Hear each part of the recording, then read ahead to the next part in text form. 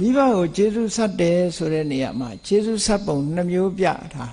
တခုနှမျိုးပြတာလည်းရှိတယ်ဘယ်လောက်ကျေးဇူးဆက်တုံးဆိုအမေအဖေကိုချမ်းသာအောင်ထားတာနံပါတ်1ကအမေနဲ့အဖေကိုလက်ဝဲဘက်ပခုံးနဲ့လက်ရဘက်ပခုံးမော့တင်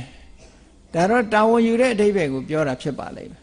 နော်အမေဖေကလည်းပခုံးမော့ထိုင်းနေညောင်းမှာပေါ့နော်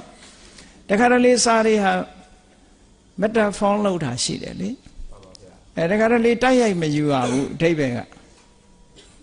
ဖះကိုလည်းဖះကအဖကိုလက်ရပခုံးမော့ထားအမိကိုလက်ဝဲပခုံးမော့တင်ထားအသက်တရားရှိတဲ့သားသမီးဟာအသက်တရားလုံးလှုပ်ကြွေးတောင်မကုန်ဘူးဆိုတာဘာလုံးမှမလုပ်ဘဲနဲ့အမေဖေကိုပြုစုတောင်မှပဲမိဘကျေးဇူးဟာမကုန်ပါဘူးလို့ပြောတဲ့သဘောမျိုးပေါ့နော်နောက်တစ်ခုကဘာတော့ဆိုရင်ကဘာမြေပြင်တစ်ခုလုံးကိုအစိုးရတယ်ယရနာတွေအားလုံးကိုပိုင်ဆိုင်တဲ့ကဘာမြေပြင်ကြီးတစ်ခုလုံးကိုအစိုးရတဲ့အရှင်သခင်ဘုရင်အဖြစ်မိဘကို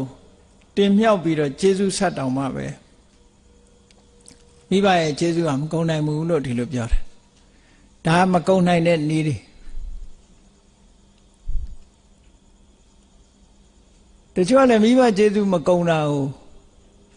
ဘာနဲ့ပြောကြတော့ဆိုမြတ်စွာဘုရားတောင်မှတဲ့တာဝရိန္ဒနတ်ပြည်တက်ပြီးတော့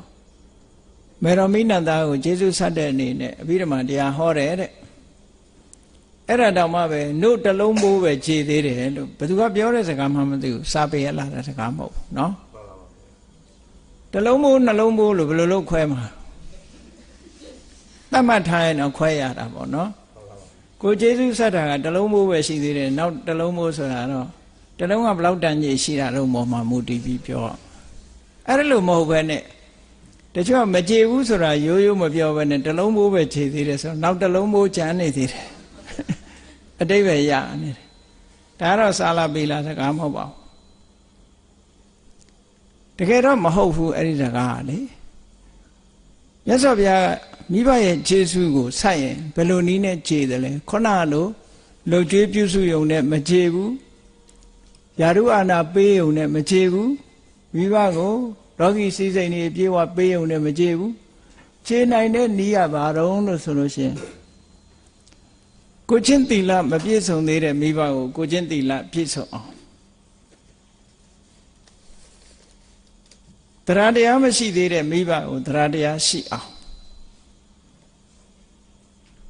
စွန့်ကြဲမှုမရှိပစ္စည်းဥစ္စာနဲ့ပတ်သက်ပြီးနှမျောတွန့်တိုနေတဲ့မိဘကိုလှူဒန်းအောင်ပညာမရှိသေးတဲ့မိဘကိုပညာရှိလာအောင်အဲ့ဒီလိုဓမ္မဘက်ကကျေးဇူးဆိုင်ကြည်တယ်လို့မြတ်စွာဘုရားဟောထားတာဘယ်နိုးတလုံးဘိုးတွေပါလေဟုတ်မလဲနော်ဓမ္မနဲ့ကျေးဇူးဆမ်းမှကြည်မယ်လောကအာမိတလို့ခေါ်တဲ့ပစ္စည်းဥစ္စာနဲ့ကျေးဇူးဆမ်းလို့တော့မကုန်နိုင်ဘူးတဲ့ဒီလိုဆိုလို့တာအဲ့ဒါလို့မြတ်စွာဘုရားဟောထားတဲ့သုတ်တန်တွေရှိတယ်ပေါ့